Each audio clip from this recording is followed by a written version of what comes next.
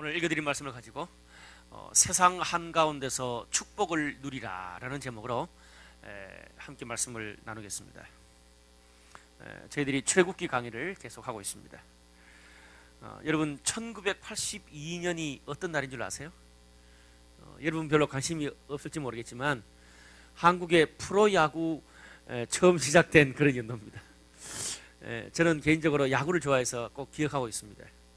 제가 고등학생 때였어요.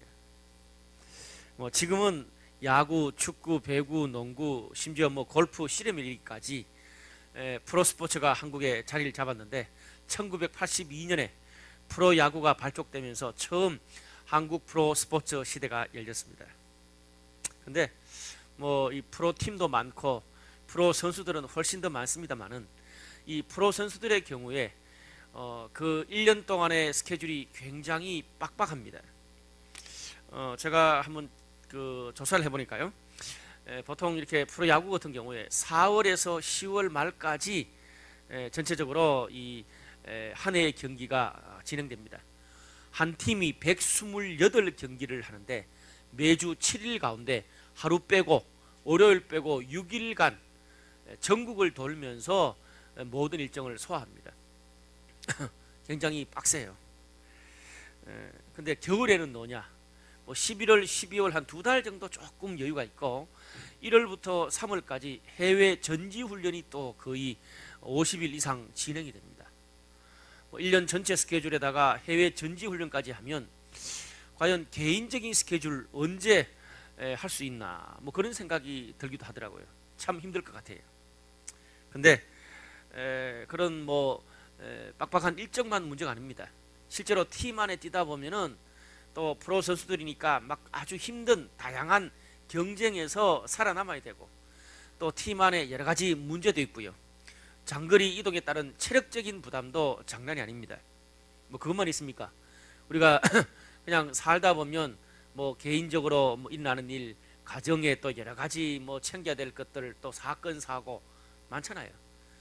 휴학계 내고 또 우리가 한 학기를 또 1년을 쉬고 백수로 살아도 사는 게 만만치 않은데 경기 다 해가면서 개인적인 일 다 챙기려 그러면 참 쉽지 않은 것 같습니다. 결국 경기만 잘해야 되는 것도 아니고 실력만 좋아서 되는 게 아닙니다. 이런 자기 관리를 해가면서 꾸준하게 실력을 내야 탁월한 선수가 될 수 있습니다. 체력 관리, 인간관계 관리, 또 이렇게 위기 관리, 이런 모든 것들을 다 잘해야 멋진 프로 선수가 될 수 있습니다. 이것을 우리는 클래스, 급이 다르다 그렇게 이야기를 합니다. 우리 또 주위에 아는 매스컴에 보면 실력은 좋은데 이런 자기 관리가 안 돼가지고 부상이나 또 가정의 여러 가지 큰 문제, 또 슬럼프를 극복 못해서 한 2, 3년, 1, 2년 반짝하다가 사라지는 그런 선수들도 참 많습니다. 근데 클래스가 있는 선수들은 자기 개인적인 문제가 있든 말든 상관없이 늘 한결같은 그런 성적을 냅니다. 그래서 박수를 받는 거거든요. 왜 그렇습니까? 훈련이 되어 있는 것입니다. 그래서 실력은 잠깐이지만 클래스는 영원하다 그런 이야기를 합니다. 저희처럼 관중들이야 그런 클래스가 있는 선수들을 보면서 유현진이나 김연아나 이런 클래스가 있는 선수들 늘 잘하잖아요. 보면서 환호성 지르고 박수만 치면 됩니다.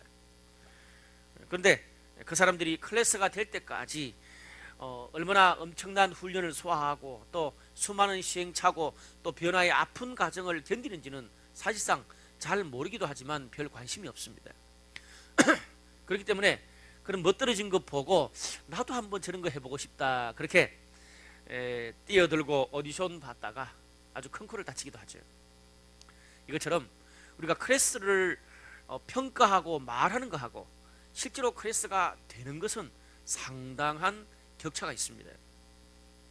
오늘 여러분 읽었던 이 본문의 말씀은 우리가 신앙생활 하는 데 있어서 이상적인 멋진 그런 모습에 대해서 이야기해주고 있는 그런 것이 아닙니다. 그런 영적인 클래스가 나오기까지 어떤 고통의 시간, 변화의 시간, 수많은 시행착오를 겪어야 하는지 아주 리얼하게 이 본문을 통해서 잘 보여주고 있습니다. 여러분 성경은요 예수 믿으면 모든 것들이 다 잘 될 거다, 다 축복받을 거다 그렇게 허한 약속을 하지 않습니다. 제가 읽어본 성경은 우리가 사는 세상의 좋은 면만 말하지 않습니다. 어두운 면, 그리고 고통스러운 면, 쓴맛, 죄와 뒷거래, 경쟁에서 다른 사람을 이기기 위해서 거짓말하고 또 죽이기도 하고 금모설수가 난무하는 그런 세상의 모든 어두운 부분을 여과 없이 성경은 보여주고 있습니다. 저는 그래서 성경이 참 좋습니다. 여러분, 우리가 하나님 앞에 신앙생활을 하는 것들은 그냥 믿기만 하면 다 되는 것이 아니라 정말 여러 가지 밝은 면과 어두운 면을 다 가지고 있는 정말 리얼하고 현실적인 것이 신앙생활이라고 생각을 합니다. 오늘 본문의 말씀은 그렇게 폭풍이 불고 흙탕물이 튀기는 그런 힘든 세상에서 어떻게 하나님의 사랑과 축복을 지켜낼 수 있는지, 한마디로 어떤 환경 가운데서도 어떻게 우리가 영적인 이 클래스를, 레벨을 우리가 만들어낼 수 있는지를 가르쳐주고 있습니다. 오늘 놀라운 본문인데요, 오늘 말씀을 통해서 어떤 세파와 어떤 어려운 가운데도 하나님이 주시는 영적인 축복을 지켜낼 수 있는 멋진 클래스의 사람으로 거듭나는 저와 여러분 되시기를 주님의 이름으로 축복합니다. 먼저 첫 번째로 그것을 위해서는 세상 가운데서 하나님의 사랑과 구원을 지켜내는 법을 배워야 돼요. 사실 오늘 본문은요, 출애굽기 12장 전체입니다. 거의 뭐 50절이 넘습니다. 너무 길어서 그냥 저희가 임의로 21절까지만 읽은 거예요. 근데 이 긴 본문 가운데 좀 이렇게 문단 나누기를 하면 한 세 덩어리 정도의 이야기, 세 가지 이야기가 여기에 들어가 있습니다. 첫 번째는 이스라엘 백성이 지켜야 될 유월절에 대해서 28절까지 나오고 있고요. 그 다음에는 또 이집트에 내린 10번째 재앙에 대해서 29절에서 36절까지 나오고 있고, 그 다음에는 이집트를 탈출하는 그런 이스라엘 백성의 공동체에 대해서 끝까지 나오고 있습니다. 유월절, 10번째 재앙, 또 이집트 탈출, 이 세 가지가 오늘 본문의 이야기입니다. 먼저 유월절에 대해서 한번 살펴보겠습니다. 오늘 3주 말씀 보니까 이런 말씀이 있어요. 너희는 이스라엘 온 회중에게 말하여 이르라. 이달 열흘에 너희 각자가 어린 양을 잡을지니 각 가족대로 그 식구를 위하여 어린 양을 취하되, 그런 말이 있습니다. 뭐 심플하게 말하면 그 유월절의 가장 핵심은 하나예요. 어린 양을 잡아서 준비하는 것입니다. 실제 말씀 보니까 그 어린 양을 잡아가지고 그 피를 받아서 그 피를 모든 이스라엘 백성들의 사는 집에 문설주와 각 들어가는 문의 임방에다가 다 칠하게 했습니다. 우리가 베드로전서 1장 9절 말씀을 보니까 19절이네요. 베드로전서 1장 19절 말씀을 보니까 이 어린 양을 신약의 의미로 보면 바로 예수 그리스도다. 예수 그리스도의 피를 이야기한 것입니다. 예수의 피를 너희 삶에, 너희 인생에 바르라, 그 말이죠. 쉽게 말하면. 뿐만 아니라 유월절 기간에 먹는 음식도 있습니다. 제가 여러 가지 복잡한 게 많이 나오는데 좀 심플하게 정리해 드릴게요. 이 유월절 기간에 먹는 음식은 잡은 양고기를, 어린 양 잡았으니까 양고기를 잡아서 불에 구워 먹습니다. 뭘 연상할 수 있습니까? 제가 중앙아시아 갔는데 양고기를 불에 구워서 이렇게 막 산적처럼 깨가지고 먹더라고요. 슈셜릭 그렇게 하더라고요. 진짜 맛있어요. 근데 한국에서 그 생각하고 제가 언제 구로에서 한번 먹었는데 완전히 막 이렇게 그 오줌 지린 냄새 있잖아요. 막 그 냄새가 나더라고요. 잘 먹어야 돼요. 하여튼 양고기를 불에 구워서 먹고, 그리고 무교병하고 쓴나물을 먹었어요. 이걸 제가 좀 구체적으로 설명하면, 자, 이 양고기를 불에 구워 먹는 행위는 신약적인 관점에서 뭐라고 해석할 수 있냐 하면 우리가 이 구약 성경에 보면 이스라엘 백성들이 하나님 앞에 예배드리러, 제사드리러 나갈 때 성전 입구에서 이 양을 잡아가지고 뼈를 다 꺾어요. 그리고 그걸 불에 태워. 그럼 구약 성경에 어떻게 말하냐면 그 불에 태우는 연기를 맡을 때 우리 하나님이 흡족하게 여기셨다 그래요. 무슨 말입니까? 모든 뼈를 다 꺾고 불에 태워질 정도로 하나님이 만족할 만큼 온전하게 드려졌다, 헌신됐다, 그런 의미입니다. 하나님 굉장히 좀 독특하시죠. 좀 이렇게 우스갯소리로 상당히 변태적이세요. 이렇게 막 태우는 거 좋아하시는 거 보니까.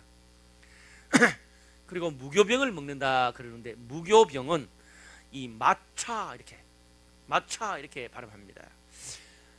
누룩이 없는 딱딱한 밀가루 떡이에요. 여러분, 우리가 보통 떡이나 이 빵을 만들 때 누룩을 넣습니다. 누룩을 넣어서 이 부풀게 하잖아요. 그래야 좀 부드러워지고 달싹하고 맛이 있거든요. 제가 그 이스라엘 여행을 했을 때에 이 마차를 한번 먹어봤습니다. 근데요, 부풀질 않으니까 그냥 밀가루 딱딱한 빵이야. 네 맛도 내 맛도 없어. 진짜 맛이 없더라고요. 무슨 의미합니까? 떡에다 빵에다가 아무것도 안 넣는단 말이에요. 불순물을 넣지 않는다는 거지. 한마디로 하나님 앞에서 불순물이 없는 깨끗한 삶을 의미하고 있습니다. 썬나물, 마를 이렇게 발음하는데, 마더가 아니에요.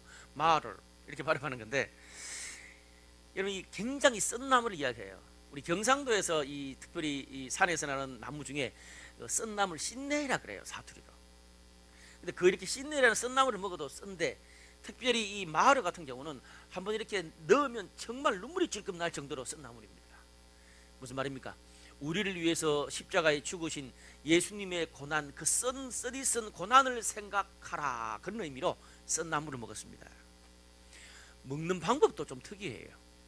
보통 이 중동 사람들은 밖에 이렇게 사막이고 광야이기 때문에 집에 들어오면 그 현관 입구에, 대문 딱 들어오자마자 입구에 이 그 항아리가 있어가지고 그걸 모든 걸 다 씻습니다. 이렇게 먼지를 다 털어내고 씻어요.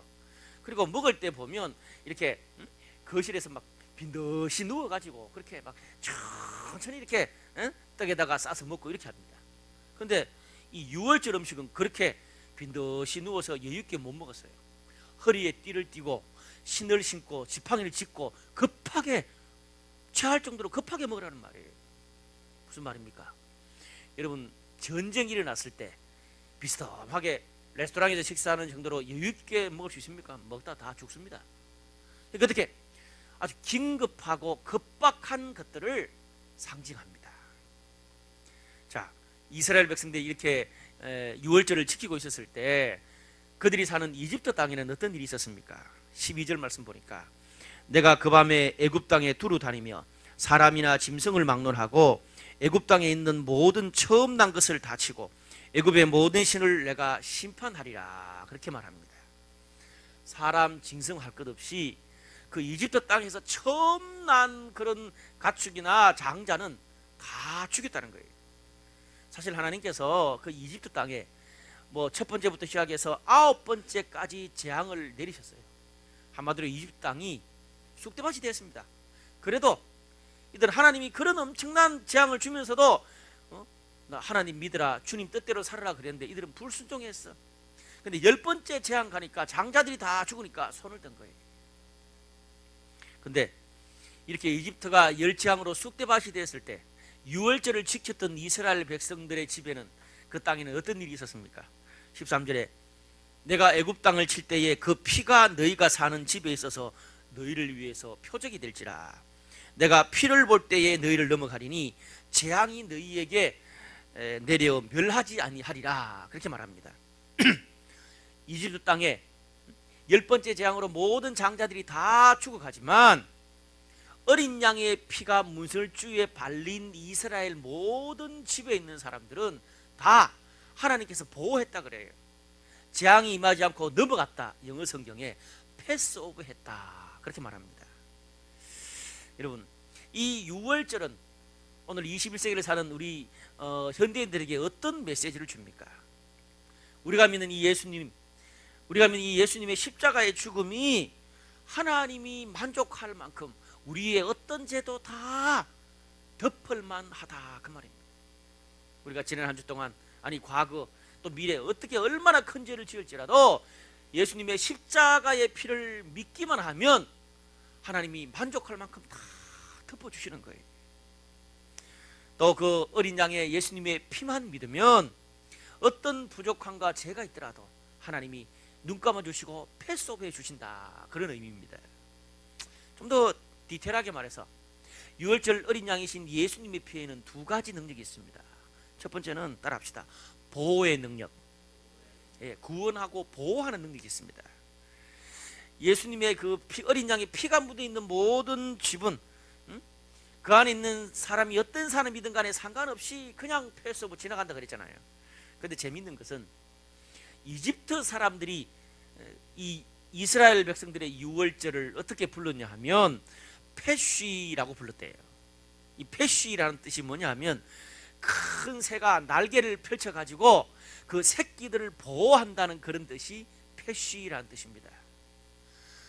이집트 땅은 전부 다 완전 그냥 쑥대밭이 되어 가는데 저 하나님을 믿고 유월절을 지키는 저 이스라엘 백성의 땅은 아무 일도 안 일어나니까 패쉬, 저기는 누군가 보호하는 갑다, 그렇게 그들이 부른 겁니다.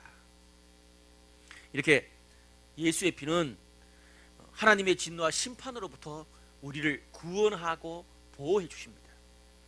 두 번째는 따라합시다. 깨끗함의 능력. 이스라엘 백성들이 이 문설주만, 이 피를 문설주만 바르는 것이 아니라 7일 동안 누룩 없는 떡인 무교병을 계속 먹었다는 말입니다. 여러분, 예수님을 우리가 믿을 때에 어떻습니까? 구원만 해주시는 것이 아니라 우리의 모든 더럽고 추악한 실수투성이, 이 모든 것도 다 포맷 없이 해주시고 깨끗하게 해주세요. 예수를 믿는 순간 우리는 깨끗한 사람이 된 겁니다. 할렐루야. 여러분, 이스라엘 백성들이 이들이 깨끗한 게 아니에요. 그 무교병, 불순물이 안 들어가 있는 무교병을 먹는 그것들을 보고 깨끗하다고 인정해 주신 거예요.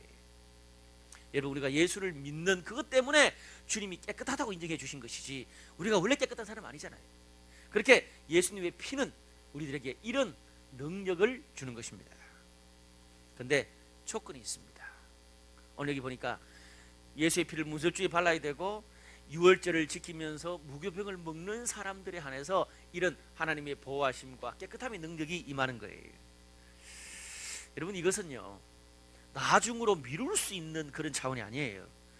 내가 지금은 공부하고 또 직장 준비해야 되고 토플 준비해야 되고 커리어 쌓아야 되고 또 바쁘니까 아프니까 마음이 너무 지금 어렵고 힘들어서 평안해지면 믿지, 평안해지면 교회 다니지, 평안해지면 하나님 뜻대로 살지, 그렇게 미룰 일이 아니라는 것입니다. 하나님의 구원의 메시지를, 말씀을 듣는 즉시 내 마음 안에 그런 어떤 도전이 오는 즉시 바로 믿고 바로 받아들이고 순종해야 된다는 거예요. 뭐 돈, 환경, 미래 중요해요. 그것 때문에 미뤄서는 안 된다는 것입니다. 여러분, 그래서 오늘 성경에 급하게 먹는다는 게, 급하게 전쟁 날 때 먹는 것처럼. 여러분, 예를 들어서 딱 우리가 1시간 뒤에 한국 전쟁이, 그래서는 안 되겠지만 한국 전쟁이 일어난다면 어떡하겠어요? 내일 내 그 원룸 진짜 인테리어하고 깨끗하게, 우리 남친이 오는데 깨끗하게 꾸며야지. 소용없어요. 불 받아야 되는데. 내일 내가 좋아하는 그 상표 정말 그 세일하는데 막 마음이 너무 벅차. 빨리 내일 딱 되면 초알같이 아침부터 내가 가야지. 좋은 품목을 선택할 수 있잖아. 무슨 소용이 있어, 폭탄 터지는데. 그럴 때는 뭐가 제일 우선이에요? 목숨 건지는 게 제일 우선이에요. 여러분, 무슨 말입니까? 하나님 앞에 구원받고 하나님의 사랑과 보호를 받는 것이 너희 삶에서 다른 그 무엇보다도 가장 긴급하고 시급한 일이다. 미루지 말라는 거예요. 여러분, 우리에게 늘 그런 기회가 있는 게 아니에요. 여러분, 지금 여러분 나이 때는 모를 수 있어요. 근데 앞으로 3년에서 5년만 지나보세요. 나를 이렇게 챙겨주고 영적으로 도와줄 그런 주위의 사람들과 선배와 좋은 공동체가 늘 여러분 옆에 있는 게 아니란 말이에요. 자유롭게 예배드리고 셀 모임하고 훈련받고 신앙생활을 할 수 있는 게 늘 가능한 게 아니라는 거지요. 자, 대학 졸업하고 이제 직장생활 한번 들어가 보세요. 대학생들은 예를 들어 막 그냥 하루 그냥 수업 제끼고 쉬면 되잖아요. 여러분, 직장인들은요 하루 공휴일 놀면 얼마나 좋아하는지 몰라요. 얼마나 좋아하는지 몰라. 이제는 그런 하루 쉬는 것도 직장생활 하면 쉽지 않아요. 여러분, 결혼하면 좋죠. 결혼해보세요. 시간 있나? 애 낳아봐. 끝이야. 거의 한 애 둘 놓고 그 두 애들이 그 이제 놀이방 가고 유치원 정도 가야 될 때까지 한 10년 죽음이야. 저처럼 나이가 이제 40대 중반, 40대 후반 돼봐. 인생의 그 무게가 너무너무 점점 더 무거워지고 시간도 점점 더 없어요. 그때는요 하고 싶어도 환경 자체가 안 돼서 못해요. 그래서 성경은 너희가 여호와를 만날 만할 때에 찾으라 그렇게 하고 있어요. 여러분 20대 초반 물론 혼란의 시기죠. 내 인생 어떻게 결정하고 선택하고 불안하고 여러 가지 혼란스럽지만 그래도 지금이 가장 하나님을 찾고 또 하나님을 만나고 훈련받을 수 있는 좋은 시기예요. 여러분 우리가 이렇게 하나님의 사랑과 보호와 이 깨끗함의 능력을 주일마다 아니 날마다 이렇게 경험하는 것이 얼마나 우리 삶에서 중요한지 모릅니다.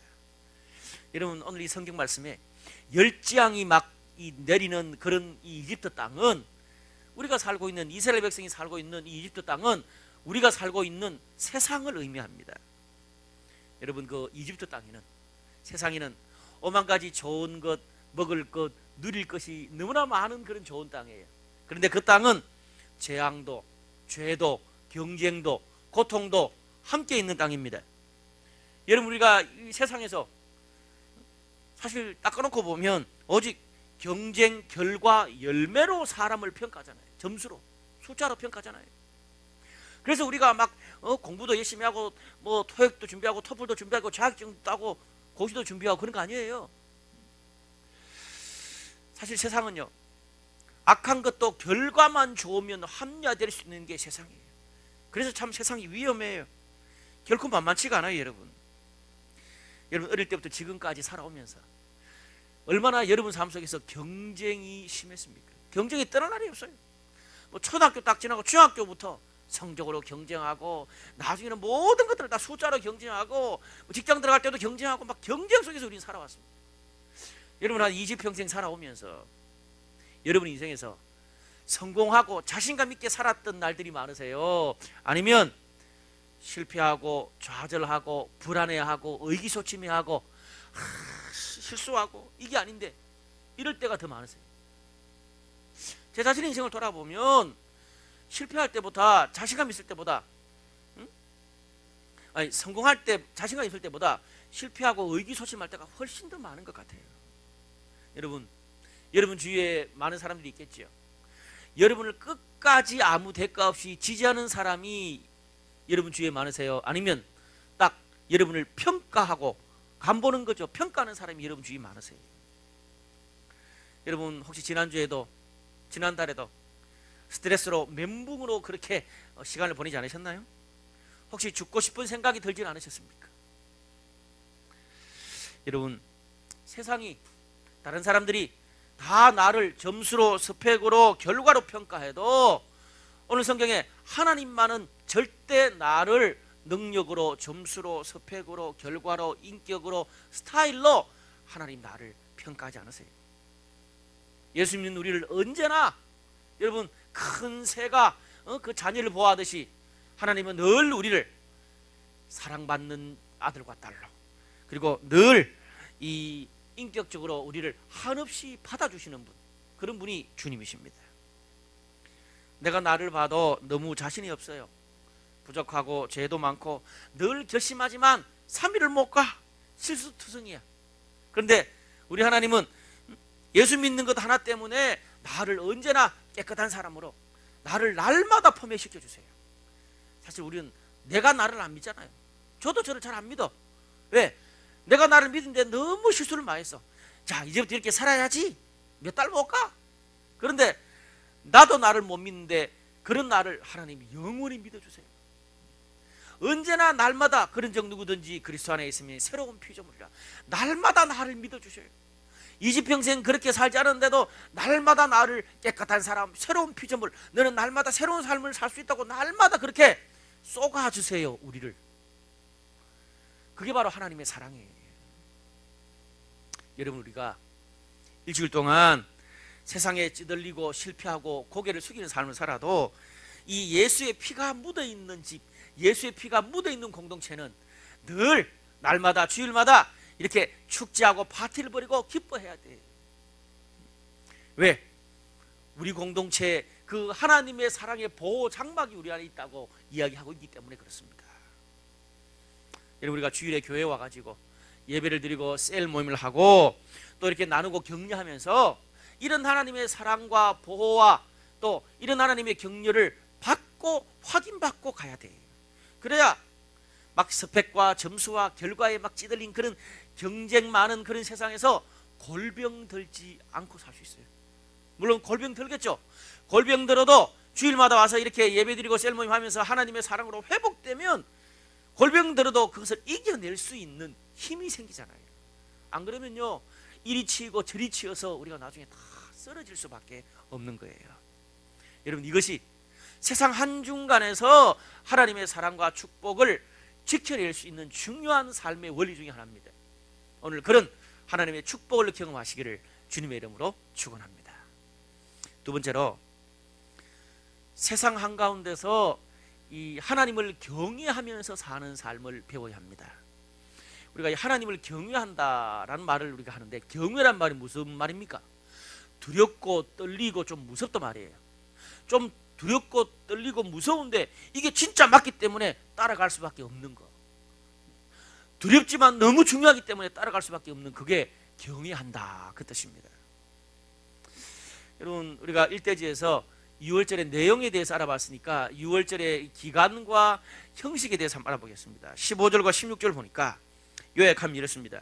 너희는 이래 동안 무교병을 먹을지니 무릇 첫날부터 일곱째 날까지 유교병을 먹는 자는 이스라엘에서 끊어지리라.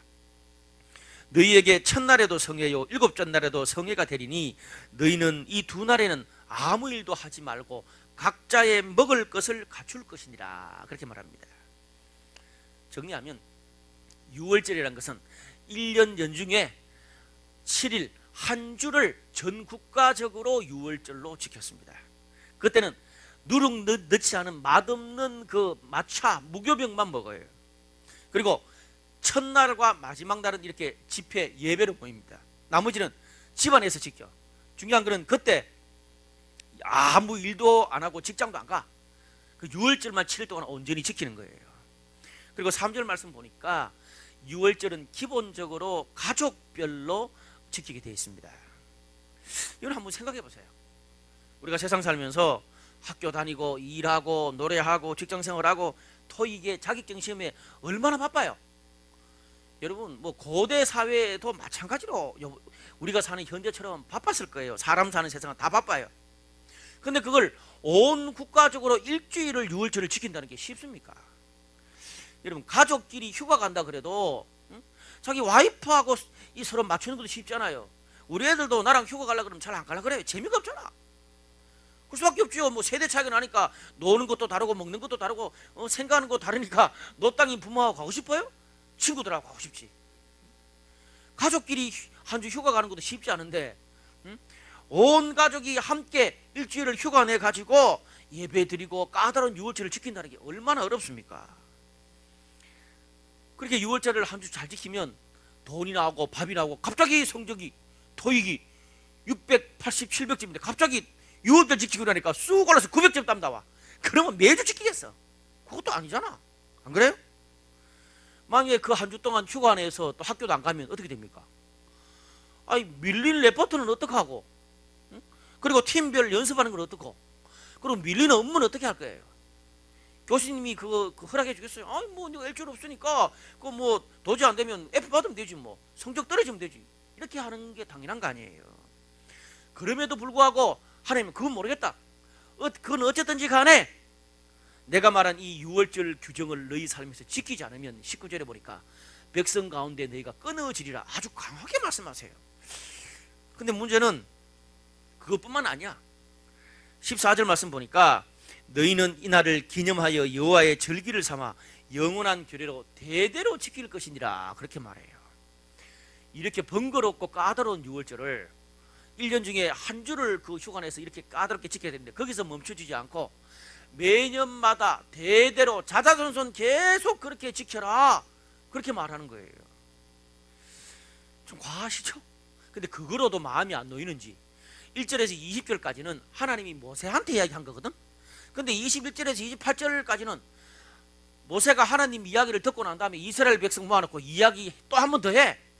그리고 그걸 이스라엘 백성이 지킨 것이 성경에 또 나와. 그러니까 뭐 오늘 성경이 너무 장황해. 너무 막 반복되는 게 많아. 제가 좀 장황하잖아.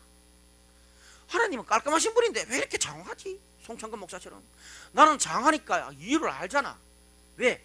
정말 중요하니까 하나님도 깔끔한 하나님도 계속 반복하는 거야. 그것뿐 아닙니다.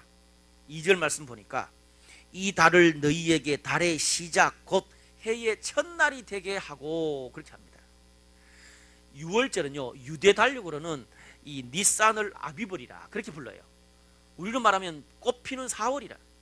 그 4월쯤을 그 4월을 한 해의 첫 시작으로 하라는 겁니다. 한마디로 6월절이 첫 시작이 되게 하는 이스라엘의 카렌다까지 다 바꿨어요. 이 6월절 규정 때문에. 근데 재미있는 것은 이스라엘 백성들, 형태는 좀 다르지만 이스라엘 백성들에게 명령한 것과 그리고 이게 이집트 땅을 심판하는 것 중에 공통점이 하나 나와요. 그게 뭔지 아세요? 여러분, 이스라엘 백성들은 6월절을 첫 달이, 한 해의 첫 달이 되게 하는 첫 시간이 되게 했어요. 그런데 그 이집트 땅에 보면 10번째 재앙이 뭡니까? 모든 처음 난 장자 그리고 첫 태생의 가축을 다 죽였어요. 처음이라는 것이 공통점이에요. 여러분, 고대 사회에서는 이 처음이라는 게 굉장히 중요했어요. 첫 번째 낳은 자녀, 장자, 첫 소출, 첫 열매, 첫 번째 시간, 이거는 뭐냐 하면 그 사람에게 있어서 가장 중요하게 생각하는 그 가치, 가장 중요하게 생각하는 것을 첫 번째라고 생각을 했어요. 그래서 하나님은 이스라엘 백성들에게 첫 번째 되는 것을 나한테 주고 맞추라, 드리고 맞추라 그러고, 그리고 이집트 사람들은 그 첫 번째 열매를 다 죽여버린 거예요. 여러분, 우리가 12절 말씀 보면 내가 그 밤에 애굽 땅에 두루 다니며 사람이나 짐승을 막론하고 애굽 땅에 있는 모든 처음 난 것을 다 치고 애굽의 모든 신을 내가 심판하리라. 나는 여호와라. 그렇게 말합니다. 처음 난 것과 이집트의 모든 신을 거기 같이 딱 연결시켜요. 여러분, 이것은 뭡니까? 이집트 사람들이 자기들이 가장 중요하다고 생각하는 그 모든 것들을 10가지 재앙을 통해서 하나님이 하나씩 하나씩 다 무너뜨려 버린 거예요. 자, 우리 여기서 두 가지 삶을 볼 수 있습니다. 하나는 이스라엘 백성들의 삶이에요. 이들은 어떻습니까? 너희들의 모든 시간을 하나님 앞에 맞추라, 6월절에 맞추라. 이 말은 우리의 모든 시간뿐 아니라 인생에 결정하고 선택하는 우선순위를 하나님 중심으로 하나님께 먼저 맞추는 삶을 살아라는 말이에요. 그런데 이집트 사람들이 어떻습니까? 하나님이 아니라 내가 가장 중요하다고 생각하는 거 있잖아요. 뭐 성공, 돈, 뭐 이성, 아니 뭐 그런 내가 가장 중요하다고 생각하는데 자신의 모든 에너지를 거기 다 쏟는 삶이 이집트 사람들의 삶이었어요. 여러분, 근데 오늘 하나님께서 그 이집트 사람들의 삶을 다 무너뜨렸어요. 하나님을 우선순위로, 인생의 우선순위로 가지고 사는 사람은 다 살려두셨고, 하나님이 아니라 자기가 생각할 때 제일 중요하다고 생각하는 그 우선순위를 다 이집트 사람들을 무너뜨렸다, 그 말입니다. 왜 그랬을까요? 여러분, 10계명의 첫 번째 계명이 뭔지 아세요? 나 이외에 다른 신을 두지 말라. 다른 신이 뭐예요? 내가 가장 중요하다고 생각하는 그게, 그러지 아까 그랬잖아요. 제가 처음 난 것과 신과 연결되어 있다고. 내가 가장 중요하다고 생각하는 게 그게 신이에요. 종교적으로는 그걸 우상이라 부르죠. 하나님은요, 질투의 하나님이라. 죄 지은 것도 참고 부족한 것도 참고 실수투성이도 참아. 근데 뭐를 못 참아? 하나님보다 더 중요하게 생각하는 무언가가 우리가 있으면 못 참아. 그래서 다 심판하시는 거예요. 그것이 내가 아무리 사랑하는 사람이든지, 아무리 중요한 돈이든지 커리어든지 외모든지 시간이든지 바쁜 스케줄이든지 상관없이 하나님보다 더 중요하게 여기는 것을 우리 하나님은 참지를 못하세요. 철저히 무너뜨려요. 왜? 하나님이 세상의 주인이거든요. 여러분, 그래서 예수를 믿겠다라고 결단하는 게 무슨 말인 줄 아세요? 예수 믿고 하나님이 내 인생의 주인이고 내 삶에서 가장 첫 번째 우선순위입니다 라고 인정하는 게 예수를 믿는 거예요. 예수를 믿지 않는 삶은 뭔지 아십니까? 하나님보다 내가 생각하기에 여러 가지 좋아하고 즐기고 내가 생각하는 가장 중요한 것을 하나님보다 더 높게 생각하고 먼저 생각하는 그게 우상숭배예요. 하나님이 이렇게 우상숭배하는 이집트 땅을 재앙으로 다 심판하셨어요. 심판하고 난 다음에 이제 이스라엘 백성들이 이집트를 나오는 상황이 31절에서 37절까지 말씀에 나오고 있습니다. 31절에서 37절을 요약하면 이렇습니다. 9번째 재앙을 줘도 보내지 않던 파라오가 10번째 재앙에 장자들이 다 죽으니까 이러다 망하겠거든. 갑자기 자기가 먼저 막 이스라엘 백성들을 불러가지고 빨리 나가라고 쫓아보냅니다. 근데 성경에 보니까 60만 명 장정이 이집트를 그 밤에 탈출했다 그래요.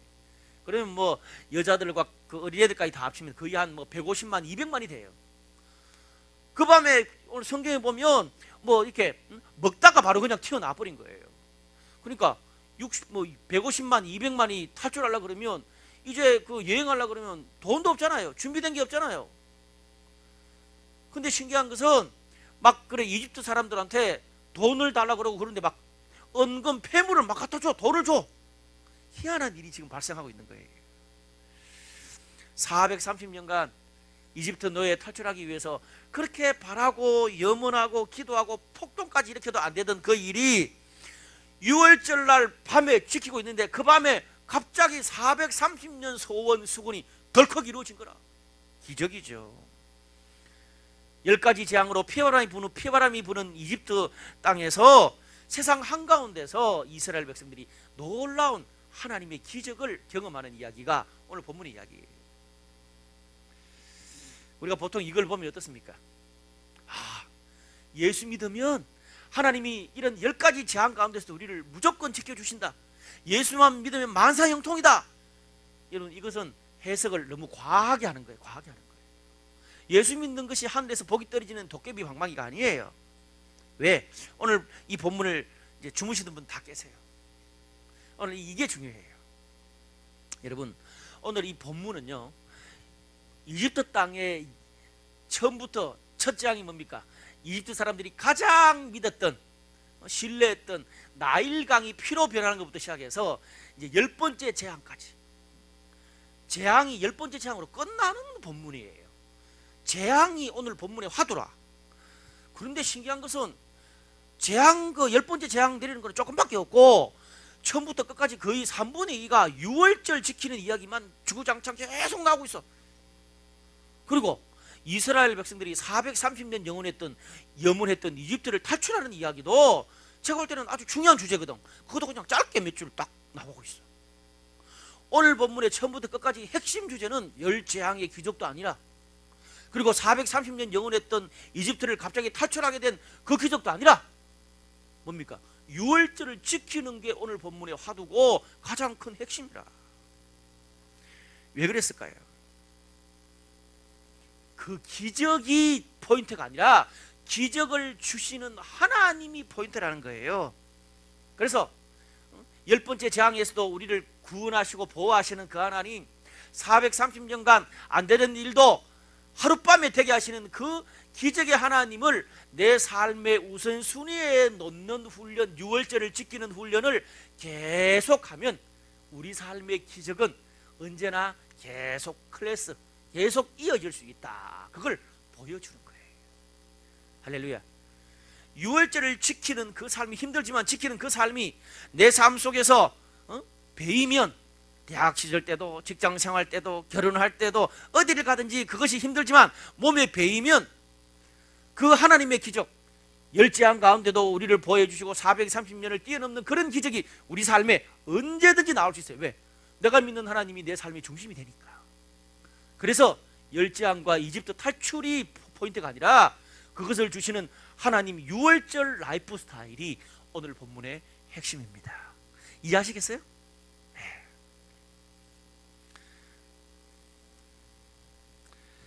그래서 성경이 그 6월절을 자자손손 대대로 기억하고 지키라고 말하는 거예요.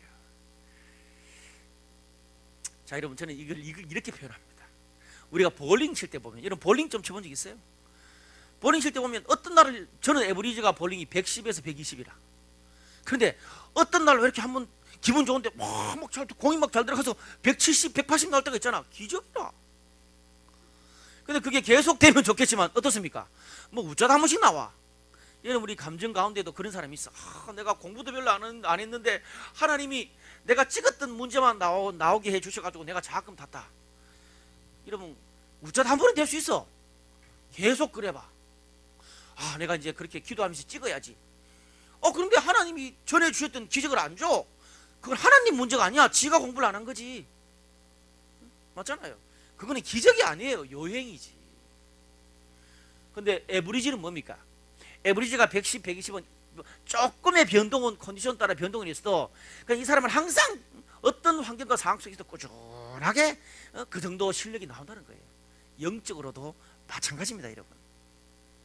하나님 앞에서 이렇게 힘들어도 젊은 시절부터 유월절을 지켜내는 그런 삶이 우리 몸에 배이고 훈련하면 세상에 피바람이 불고 뭐 학교 공부가 어렵든 직장 생활이 어렵든 이성교제가 깨든지 아니면 가정에 어려움이 있든지 상관없이 시험에 떨어지든 상관없이 나의 그 영적인 컨디션이 일정하기 때문에 하나님의 사랑과 보호와 그런 영적인 클래스가 나온다는 거예요.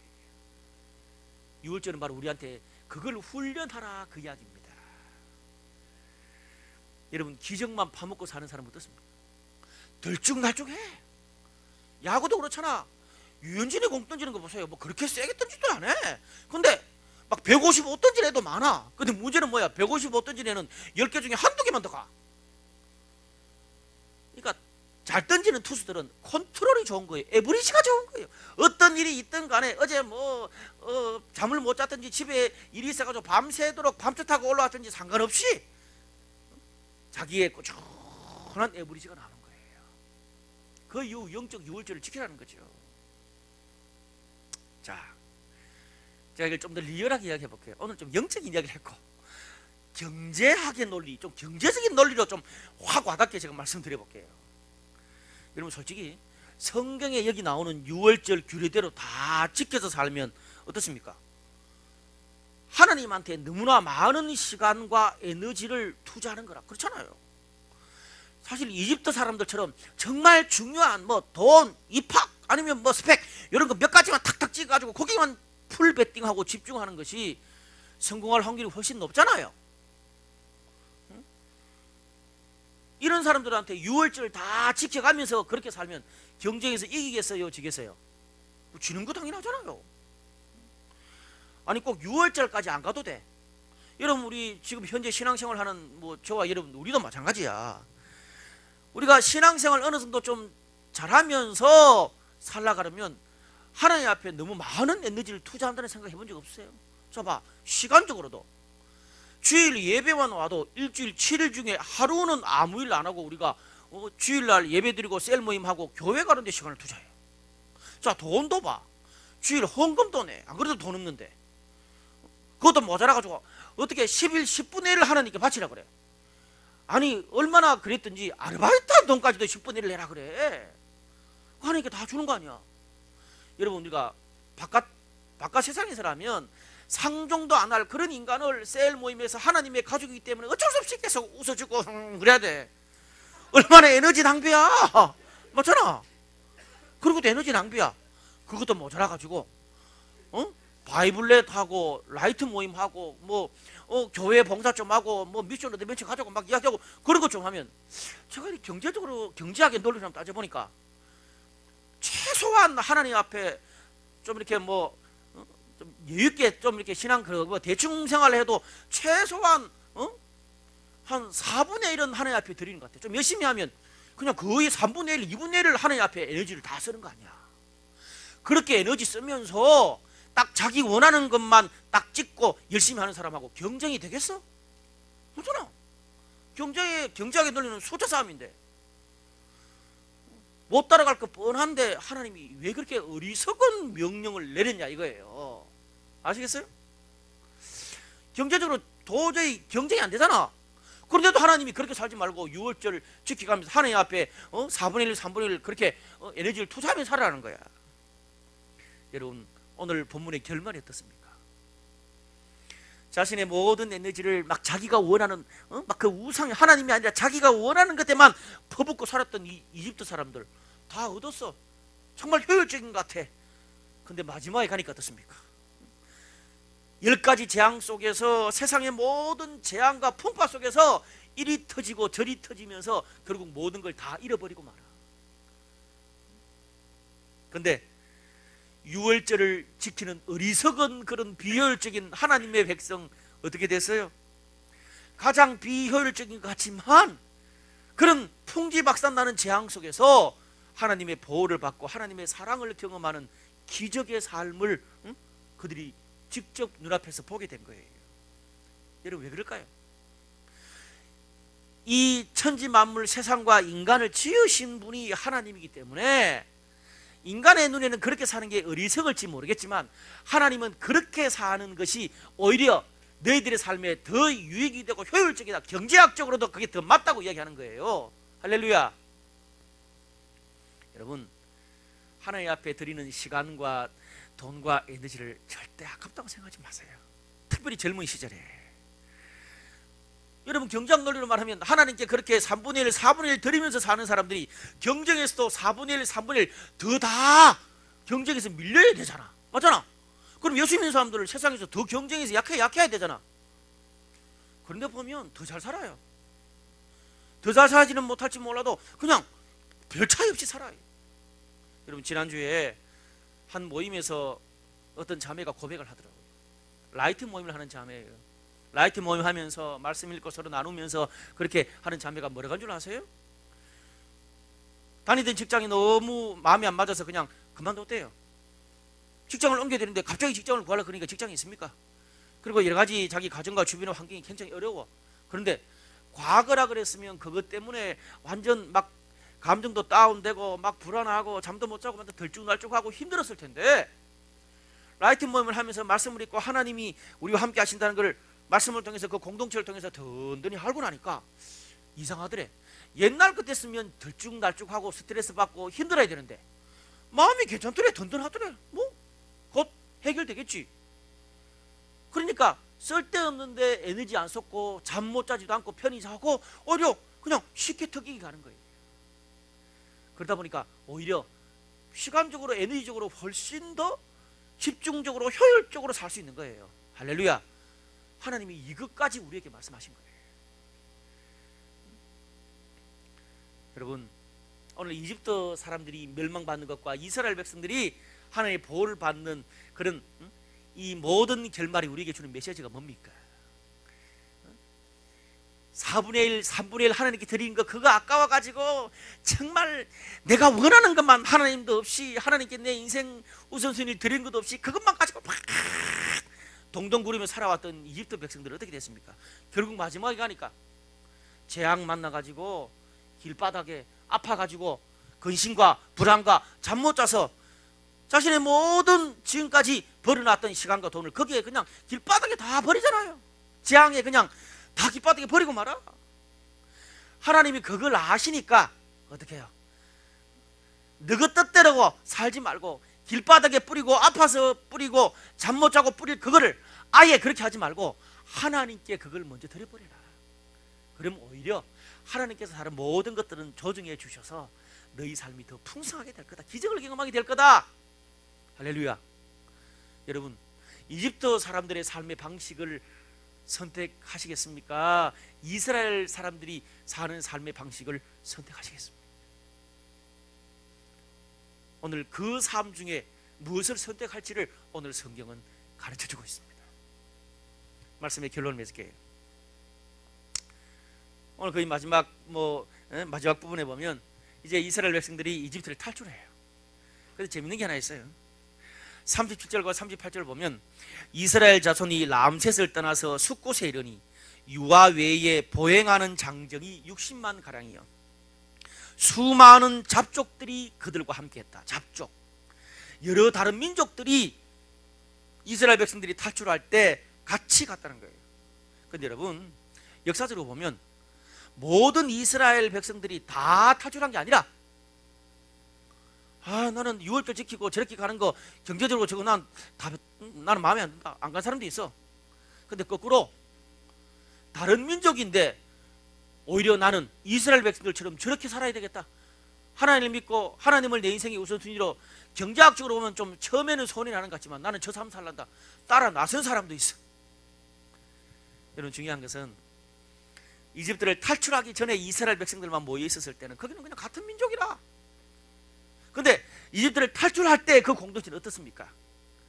정말 그 불이 떨어지는 재앙 가운데도 경제적으로도, 경제학적으로 볼 때 여러 가지 손해를 감수하면서도 힘들지만 정말 하나님을 내 인생의 최우선순위에 놓고 갈등이 많고 힘들겠지만 그 길을 가려고 하는 사람들만 다 탈출하는 출애굽 공동체가 될 수 있었어요. 여러분, 신앙생활을 한다고, 셀이라고, 교회 다닌다고 다 똑같이 이걸 경험하는 거 아니에요. 정말 내 삶에 힘들더라도, 답이 안 나오고 미래가 불안하더라도, 인간적으로 볼 때 좀, 숫자로 볼 때 좀 모자란 것 같아도 어리석지만 하나님의 말씀과 하나님의 모든 그런 원하시는 유월절 삶을 내 삶의 우선순위에 놓고 살아가는 것을 훈련할 때에 궁극적으로 하나님께서 우리에게 더 큰 기적의 삶을 줄 줄로 믿습니다. 그런 영적인 클래스를 지금부터 훈련하는 저와 여러분 되시기를 주님의 이름으로 축복합니다. 기도하시겠습니다.